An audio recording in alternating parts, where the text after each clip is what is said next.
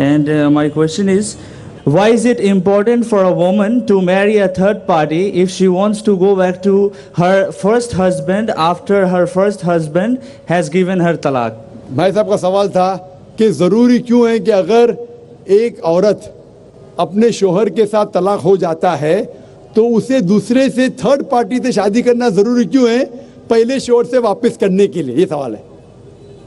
सवाल अभी दोहरा है, जवाब दे रहा हूँ मैं। ये लोगों को गलत फहमी है कि अगर मियाँ बीवी का तलाक होता है और अगर वो फिर से शादी करना चाहते हैं, ये गलत फहमी है लोगों की कि उसको तीसरे से शादी करना फ़र्ज़ है। कुरान में साफ तौर पे लिखा हुआ है सूरह बकरा में सूरह नंबर 2 आयत नंबर 228 से लेके 242 तक तलाक का पूरा डिटेल दिया गया है, किस तरीके से तलाक दिया जाता है। पहले मैंने कहा था कि आपस में समझौता होना चाहिए, नहीं होता है तो गेट एन आर्बिट्रर, एक बड़े को बुलाओ, शोहर की तरफ से बीवी की तरफ से समझौता करो। नहीं होता है तो तलाक बोलने के बाद इद्दत के 3 माह है। कुरान में लिखा है सूरह बकरा सूरह नंबर 2 आयत नंबर 228 के 3 माह, 3 महीने, 3 menstrual cycle is the period of waiting इद्दत। 3 महीने के बाद the divorce is completed। लेकिन 3 महीने के दरमियान अगर मियाँ बीवी वापस में रुजू होना चाहते तो हो सकते, तलाक नहीं होता है।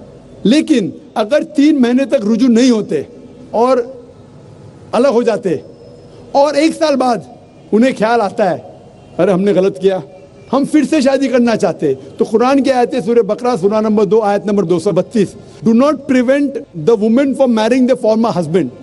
आप औरतों को अपने पुराने शोहर से शादी करने से मत रोकिए। तो वो औरत फिर से अपने पहले शोहर से शादी कर सकती है, लेकिन नया निकाह नया महर, न्यू मैरिज न्यू महर। No no no, what you are saying is a misconception. I will come to it. लोग समझते हलाला की जरूरत है, हलाला जैसी कोई चीज कुरान में है नहीं, मैं उसके ऊपर आऊंगा। लेकिन फिर से शादी करने के बाद फिर से इन लोग जिंदगी बसर करते, 3-4 साल बाद फिर से कुछ नाइत्तेफाकी होती है, फिर से तलाक। वही तरीके से समझौता करो, बड़े को लेके आओ, तलाक बोलो, 3 माह रुको, फिर जाओ। फिर से 2 साल बाद याद आता है नए वापिस से रहेंगे, फिर से शादी कर सकते, फिर निकाह, फिर महर, फिर से झगड़ा होता है।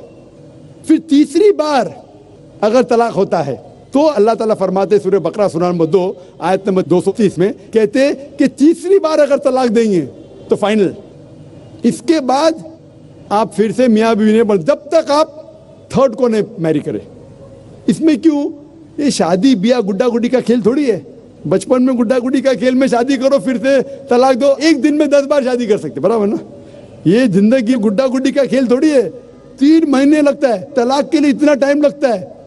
प्राइवेट मीटिंग, फिर बड़े लोग से मीटिंग, फिर 3 माह, फिर जुड़ो प्यार से, एक दूसरे पे कीचड़ मत उछालो, फिर शादी करो। मैंने मेरी जिंदगी में किसको भी नहीं देखा जो सही तरीके से तीसरी बार तलाक हुआ, मैं देखा नहीं अभी तक के। 1 बार हुआ देखा होगा, 2 बार, तीसरी बार तो देखा ही नहीं मैं। ये अगर आप गुड्डा गुड्डी का खेल करते तो फिर 1 बार आपने रिजेक्ट किया, 2 बार रिजेक्ट किया, 3rd बार फाइनल, फिर आप दूसरे से शादी करो। आप प्लान नहीं कर सकते, आप दूसरे से शादी करो और रो। और फिर पता लगा आपको मैं पहले शोहर से नाराज थी, सिर्फ दिन में 6 घंटा देते थे, ये नया शोहर तो 2 घंटा देता है, तो पहला वाला अच्छा। नो, दाल आटे का भाव मालूम पड़ेगा। मेरी माँ मुझसे कहती थी मार्केट जाएंगे तो दाल आटे का भाव, दाल और आटे का भाव, आप समझे ना?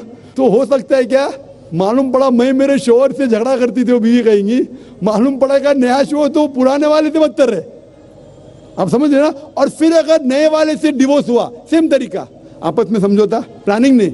अगर प्लानिंग करेंगे कि एक रात तुम्हारे साथ सोऊंगा और फिर तलाक देना, ये हराम है, आप समझ रहे ना? ये कुछ लोग करते हैं, मैं जानता हूँ मुस्लिम माशरे में, वो हराम करते।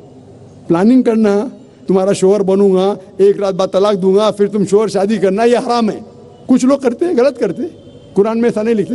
तो अगर तीसरी बार तलाक के बाद या पहली तलाक के बाद भी, पहले बार तलाक दिए, दूसरे से शादी किए, फिर पता लगा सही नहीं, तो वापस जा सकते, आप समझे ना? तो ये जो है जरूरी है थर्ड पार्टी के पास जाना, अगर 3 बार सही तरीके से तलाक हो तो इस्लाम में इतनी छूट है माशाअल्लाह, और इतना सही मजहब है, it's the most practical way of life. Hope that answers the question.